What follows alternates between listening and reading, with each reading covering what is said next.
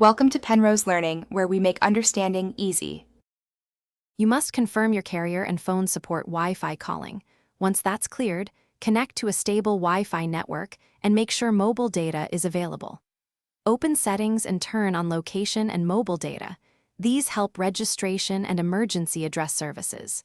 Next, go to Connections, then Wi-Fi, and verify a working internet route by loading a web page. If the network requires sign-in, complete that portal now. This sequence makes the device discoverable by your carrier for Wi-Fi provisioning. Now enable Wi-Fi calling in settings under Connections, toggle it on, and accept any carrier prompts. Choose your calling preference.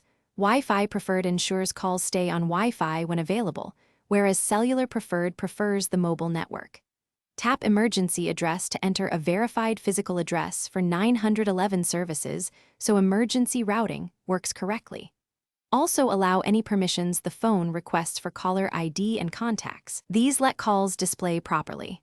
Once configured, restart the phone to force provisioning with the carrier. After restarting, reconnect to your Wi-Fi and place a test call. Watch for the Wi-Fi calling icon. If calls still fail, check for carrier settings updates and install any available Samsung software updates, because updates often fix provisioning bugs. If problems persist, reset network settings to clear stale configurations. This removes saved networks and Bluetooth, so make sure you have passwords. One key troubleshooting tip. If Wi-Fi calling registers but audio drops, try a different Wi-Fi band or router.